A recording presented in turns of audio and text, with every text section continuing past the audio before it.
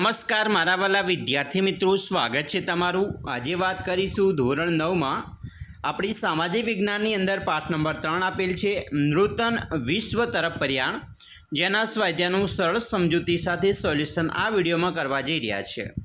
તો ચાલો વિદ્યાર્થી મિત્રો વિડીયોની શરૂઆત કરીએ। તેના પહેલાં ખાસ ચેનલમાં નવા છો તો ચેનલને મિત્રો અવશ્ય સબસ્ક્રાઈબ કરી વિડીયોને લાઇક અને શેર કરવાનું પણ ન ભૂલતા। ધોરણ 9માં સામાજિક વિજ્ઞાનનો પાઠ 3 નૂતન વિશ્વ તરફ પ્રયાણ, જેમાં સ્વાધ્યાયના પ્રશ્ન નંબર 1ની વાત કરીએ તો નીચેના પ્રશ્નોના મુદ્દાસર જવાબ લખવાના છે મિત્રો। જેમાં પ્રશ્ન 1 છે વૈશ્વિક મહામંદીના ઉદ્ભવની અસરો જણાવો। તો અહીંયા મિત્રો મુદ્દાસર જવાબ લખીએ તો વૈશ્વિક મહામંદીની અસરો નીચે મુજબ છે। જે આપણે મુદ્દો પાડીશું લખીશું અહીંયા કે વિશ્વના મોટાભાગના રાષ્ટ્રો પર વૈશ્વિક મહામંદીની અસરો થઈ હતી। બીજો મુદ્દો, વિશ્વની મહાસત્તા ગણાતા ગ્રેટ બ્રિટનની પોતાના ચલણ પાઉન્ડ સામે અનામત રૂપે સોનાનો જથ્થો રાખવાની નીતિ ત્યજવી પડી હતી। ગ્રેટ બ્રિટનના આ પગલાંની અસર વિશ્વના અન્ય રાષ્ટ્રો પર પણ પડી। અમેરિકા જેવા સમૃદ્ધ રાષ્ટ્રમાં આર્થિક મંદીનું મોજું ફરી વળ્યું હતું। અમેરિકામાં અનેક કારખાના તેમજ ઉદ્યોગ ધંધા બંધ પડી ગયા હતા। અમેરિકામાં લાખો કામદારો બેકાર બન્યા હતા। વૈશ્વિક મંદીએ અમેરિકાની અર્થવ્યવસ્થાની નબળી પાડી। દેશની આર્થિક સ્થિતિને કથળતી અટકાવવા અમેરિકાને કડક નિયંત્રણો લાદવા પડ્યા। વિશ્વના આંતરરાષ્ટ્રીય વ્યાપાર અને ઉદ્યોગ મંદીની અસર નીચે આવ્યા। વિશ્વનો વ્યાપાર ઘટીને અડધો થઈ ગયો। બીજો પ્રશ્ન છે દ્વિતીય વિશ્વયુદ્ધના ઉદ્ભવ માટેના જવાબદાર પરિબળોની ચર્ચા કરો। જવાબ, દ્વિતીય વિશ્વયુદ્ધના ઉદ્ભવ માટેના જવાબદાર પરિબળો નીચે મુજબ છે। જેમાં ઉગ્ર રાષ્ટ્રવાદ, દ્વિતીય વિશ્વયુદ્ધ પછી જર્મની, ઇટાલી અને જાપાનમાં રાષ્ટ્રવાદે ઉગ્ર અને આક્રમક સ્વરૂપ ધારણ કર્યું। જર્મનીમાં હિટલરની નાઝી પક્ષે અને ઇટાલીમાં મુસોલિનીના ફાસિસ્ટ પક્ષે પ્રજામાં આક્રમક રાષ્ટ્રવાદ વિકસાવ્યો। જાપાને પણ સામ્રાજ્યવાદી નીતિ અપનાવી લોકોમાં ઉગ્ર રાષ્ટ્રવાદ વિકસાવી તેમને યુદ્ધ માટે તૈયાર કર્યા। પરિણામે વિશ્વ શાંતિ જોખમાઈ। જૂથબંધીઓ, પ્રથમ વિશ્વયુદ્ધ પછી ફ્રાન્સને જર્મનીનો ભય હોવાથી તેણે બેલ્જિયમ, પોલેન્ડ, રૂમાનિયા અને જેકોસ્લાવેકિયા સાથે મૈત્રી કરારો કર્યા। ઇટાલીએ જેકોસ્લાવેકિયા, યુગોસ્લાવિયા, રૂમાનિયા, હંગરી, તુર્કી, ગ્રીસ અને ઓસ્ટ્રિયા સાથે કરાર કર્યા। ઇટાલીએ જર્મની અને જાપાનમાં સહયોગથી રોમ, બર્લિન, ટોક્યો ધરીની રચના કરી। રશિયાએ જર્મન, તુર્કી, લિથુઆનિયા અને ઈરાન સાથે કરાર કર્યા। ઇંગ્લેન્ડ અને ફ્રાન્સે લોકશાહી મૂલ્યો ધરાવતા દેશોનું જૂથ રચ્યું।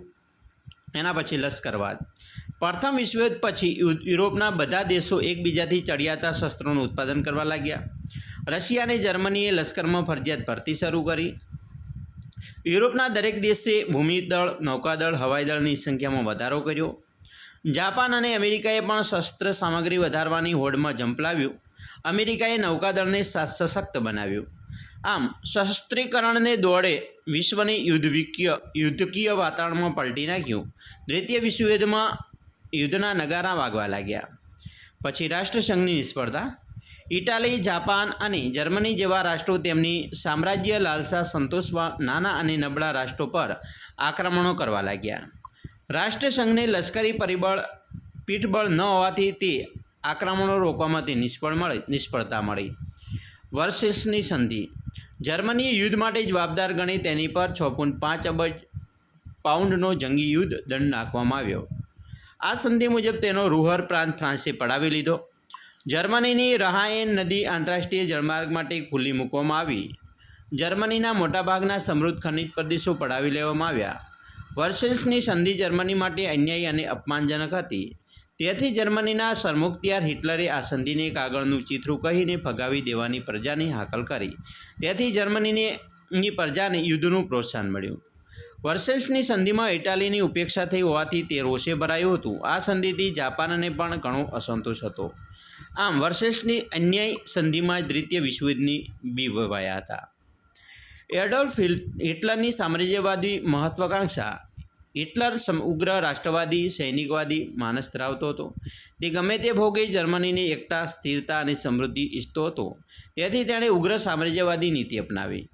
12 માર્ચ 1938ના દિવસે હિટલરે ઓસ્ટ્રિયા પર આક્રમણ કરી તેની સત્તા જમાવી। 1 ઓક્ટોબર 1938ના રોજ તેણે ચેકોસ્લોવાકિયા પર કબજો જમાવ્યો. માર્ચ 1938ના રોજ તેણે લિથુઆનિયાનું મેમેલ બંદર કબજે કર્યું. આમ હિટલરે વર્સેસની સંધિનો ભંગ કરી વિશાળ જર્મન રાષ્ટ્રનું સર્જન કર્યું અને પોતાની મહત્વાકાંક્ષા સંતોષી. હિટલરની સામ્રાજ્યવાદી મહત્વાકાંક્ષા દ્વિતીય વિશ્વયુદ્ધ માટે કારણભૂત હતી. જર્મનીનું પોલેન્ડ પરનું આક્રમણ. જવાબ: જર્મનીના સરમુખત્યાર હિટલરની સામ્રાજ્ય લાલસાને કારણે યુરોપમાં યુદ્ધનું વાતાવરણ સર્જાયું હતું. 1 સપ્ટેમ્બર 1939ના દિવસે હિટલરે પોલેન્ડ પર આક્રમણ કર્યું. બ્રિટન અને ફ્રાન્સે જર્મનીને આ યુદ્ધ તાત્કાલિક બંધ કરવા ચેતવણી આપી, પરંતુ જર્મનીએ તેની અવગણના કરી. તેથી બ્રિટન અને ફ્રાન્સે પોલેન્ડના રક્ષણ માટે જર્મની સામે યુદ્ધ જાહેર કર્યું. આ રીતે દ્વિતીય વિશ્વયુદ્ધનો પ્રારંભ થયો. ત્રીજો પ્રશ્ન, દ્વિતીય વિશ્વયુદ્ધના પરિણામો લખો. મિત્રો, આર્થિક પરિણામ: દ્વિતીય વિશ્વયુદ્ધમાં ભાગ લેનાર દરેક રાષ્ટ્રને ભારે ખર્ચ થયો. અમેરિકાને $350 અબજ અને બીજા રાષ્ટ્રોને લગભગ $1 અબજ કરતાં પણ વધુ ખર્ચ થયો. આ યુદ્ધમાં જેટલા ડોલર ખર્ચ થયો હતો તેટલી જ કિંમતની મિલકતનો નાશ થયો હતો. ઇંગ્લેન્ડે લગભગ 2000 કરોડ પાઉન્ડની મિલકતો ગુમાવી. આ યુદ્ધમાં ભાગ લેનાર બધા દેશોનું અર્થતંત્ર છીનભીન થઈ ગયું. યુરોપના દેશોમાં ચીજવસ્તુઓની અછત, મોંઘવારી, બેકારી, ભૂખમરો વગેરે સમસ્યા ઊભી થઈ. લોકોનું આર્થિક જીવન અસ્તવ્યસ્ત થઈ ગયું. વિશ્વ બધા જ દેશોમાં મહામંદી પ્રસરી. ચીનમાં સામ્રાજ્યવાદી સરકારની સ્થાપના. ઈસવીસન 1917માં રશિયામાં થયેલી બોલ્શેવિક ક્રાંતિથી ચીન સહિત વિશ્વના અનેક રાષ્ટ્રો પ્રભાવિત થયા હતા. દ્વિતીય વિશ્વયુદ્ધ બાદ જાપાનની તાકાત ઘટી ગઈ હતી. પરિણામે ચીન પરનો તેનો પ્રભાવ ઓસરી ગયો. આ પરિસ્થિતિનો લાભ લઈ ચીનમાં માઓ ત્સે-તુંગના નેતૃત્વ નીચે ક્રાંતિ થઈ. ક્રાંતિને અંતે ઈસવીસન 1949માં ચીનમાં સામ્યવાદી સરકારની સ્થાપના થઈ. ઠંડુ યુદ્ધ. દ્વિતીય વિશ્વયુદ્ધ પછી વિશ્વના રાજકારણમાં અમેરિકા તરફી અને રશિયા તરફી બે પરસ્પર વિરોધી વિચારસરણીવાળા સત્તા જૂથો રચાયા. વિશ્વના નાના રાષ્ટ્રો પોતાની અનુકૂળતા મુજબ આ બંને સત્તા જૂથોમાં જોડાયા. આ બંને સત્તા જૂથોએ એકબીજાના મતના ખંડન માટે તેમજ પોતાના મતના સમર્થન માટે એક વાંક અને વિચાર યુદ્ધ કરી શસ્ત્ર વગરની તંગ રાજકીય પરિસ્થિતિનું નિર્માણ કર્યું, જે ઠંડા યુદ્ધ તરીકે ઓળખાય છે. સંયુક્ત રાષ્ટ્રની સ્થાપના. દ્વિતીય વિશ્વયુદ્ધ પછી વિશ્વમાં શાંતિ, સલામતી અને સહઅસ્તિત્વના હેતુથી 24 ઓક્ટોબર 1945ના રોજ સંયુક્ત રાષ્ટ્રની સ્થાપના કરવામાં આવી. તેનું મુખ્યાલય યુએસના ન્યૂયોર્ક શહેરમાં રાખવામાં આવ્યું. પ્રશ્ન 2. નીચેના પ્રશ્નોના ટૂંકમાં જવાબ આપો. જેમાં પહેલો પ્રશ્ન છે, સંયુક્ત રાષ્ટ્રની સ્થાપના શા માટે કરવામાં આવી? જવાબ: વિશ્વમાં શાંતિ અને સલામતી જાળવવા, આંતરરાષ્ટ્રીય વિવાદાસ્પદ પ્રશ્નોની ચર્ચા, વાટાઘાટો કે લવાદેથી ઉકેલી યુદ્ધ અટકાવવા, વિશ્વના દેશો આર્થિક, સામાજિક અને સાંસ્કૃતિક વિકાસ સાધવા, શસ્ત્રોનું ઉત્પાદન પર નિયંત્રણ રાખવા, આંતરરાષ્ટ્રીય બંધુત્વ, સહકાર અને સમજણ વિકસાવવા અને ભાવનાઓ સાકાર કરવા દ્વિતીય વિશ્વયુદ્ધ પછી સંયુક્ત રાષ્ટ્રોની સ્થાપના કરવામાં આવી. પ્રશ્ન 2. સંયુક્ત રાષ્ટ્રોના અંગ તરીકે આર્થિક સામાજિક સમિતિની સમજ આપો. જવાબ: સંયુક્ત રાષ્ટ્રોની આ સમિતિ આર્થિક અને સામાજિક ક્ષેત્રે ખૂબ મહત્ત્વ ધરાવે છે. તેની કુલ સભ્ય સંખ્યા 54 છે. સામાન્ય સભા તેમની ચૂંટણી દર 3 વર્ષ માટે કરે છે. દર વર્ષે 1/3 ભાગના સભ્યો નિવૃત્ત થાય છે અને તેટલા જ નવા સભ્યો ચૂંટાય છે. આર્થિક અને સામાજિક સમિતિ ઇકોસોક તે જગતના દેશોની આર્થિક, સામાજિક, સાંસ્કૃતિક અને આરોગ્ય વિષયક બાબતોનો અભ્યાસ કરી અહેવાલો તૈયાર કરે છે અને તેમના વિકાસ માટે વિવિધ પ્રવૃત્તિઓની ભલામણ કરે છે. તે ધર્મ, જાતિ કે પ્રદેશના ભેદભાવ વિના જગતની પ્રજાનું જીવન ધોરણ ઊંચું લાવવાના પ્રયત્નો કરે છે. આ સમિતિની દેખરેખ નીચે તેની પેટા સમિતિઓમાં વિશ્વભરમાં કામ કરે છે, જેમાં વિશ્વ આરોગ્ય સંસ્થા, વર્લ્ડ હેલ્થ ઓર્ગેનાઇઝેશન WHO, તે વિશ્વના બધા લોકોની તંદુરસ્તીનું ધોરણ સુધારવાનું કામ કરે છે.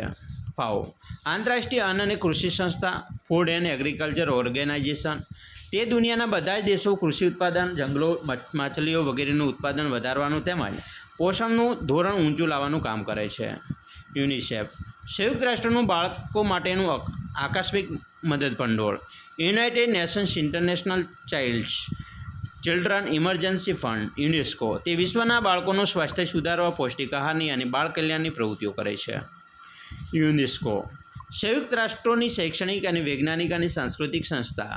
United nations education scientific cultural organization UNESCO, તે દુનિયાના બધા દેશોમાં શૈક્ષણિક, વૈજ્ઞાનિક, સાંસ્કૃતિક પ્રવૃત્તિઓ દ્વારા આંતરરાષ્ટ્રીય સહકાર વધારવાનું કામ કરે છે. એના પછી પ્રશ્ન 3 છે, ટૂંકનું લખો, જેમાં પહેલી ટૂંકનું છે સંયુક્ત રાષ્ટ્રોની સામાન્ય સભા. જવાબ: સામાન્ય સભા સંયુક્ત રાષ્ટ્રનો સૌથી મોટો અંગ છે. તે બધા સભ્ય રાષ્ટ્રોના પ્રતિનિધિઓની બનેલી છે. સામાન્ય સભાની 2/3 બહુમતી અર્થાત સલામતી સમિતિની ભલામણથી જગતનું કોઈ પણ રાષ્ટ્ર સંયુક્ત રાષ્ટ્રોની સભાસદ મેળવી શકે છે. દરેક રાષ્ટ્ર સામાન્ય સભામાં પોતાના 5 પ્રતિનિધિઓ મોકલી શકે છે, પરંતુ દરેક રાષ્ટ્રને એક જ મત આપવાનો અધિકાર છે. હાલમાં સામાન્ય સભામાં સભ્યોની કુલ સંખ્યા 193 છે. સામાન્ય સભા કોઈ સામાન્ય બાબત પર સાદી બહુમતીથી ઠરાવ પસાર કરે છે, પરંતુ મહત્ત્વના પ્રશ્ને હાજર રહેલા સભ્ય રાષ્ટ્રોની 2/3 બહુમતીથી ઠરાવ પસાર કરવામાં આવે છે. એના મિત્રો મુખ્ય કાર્યો છે એ અહીંયા આ રીતે લખી શકાય છે. એના પછી મિત્રો આગળ જોઈશું. પ્રશ્ન 2 છે, સંયુક્ત રાષ્ટ્રોની સલામતી સમિતિ. જવાબ: સલામતી સમિતિ સંયુક્ત રાષ્ટ્રોનો સૌથી મહત્ત્વનો અંગ છે.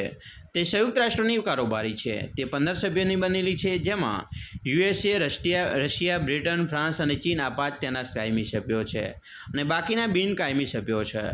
સલામતી સમિતિ વિશ્વમાં શાંતિ અને સલામતી જાળવવાનું કાર્ય કરે છે. આ માટે તે ચર્ચાઓ પણ કરે છે. ચર્ચાને અંતે 5 કાયમી સભ્યો સહિત ઓછામાં ઓછા 9 સભ્યોના મતથી ઠરાવ પસાર કરે છે. સંયુક્ત રાષ્ટ્રોના બંધારણે 5 કાયમી સભ્યોને ઠરાવનો નિષેધ કરવાનો વિશેષ અધિકાર આપ્યો છે. અધિકારને મિત્રો નિષેધાધિકાર અથવા વીટો કહેવામાં આવે છે. આંતરરાષ્ટ્રીય શાંતિ અને સલામતી જાળવવા માટે સલામતી સમિતિને વિશાળ સત્તાઓ આપવામાં આવી છે. એ માટે તે સંયુક્ત રાષ્ટ્રોના સભ્ય રાષ્ટ્રો સાથે વાટાઘાટો કરે છે. સભ્ય રાષ્ટ્રો વચ્ચે યુદ્ધ થયું હોય તો તે લવાદી કે વાટાઘાટો દ્વારા તેનો અંત લાવવાનો પ્રયાસ પણ કરે છે.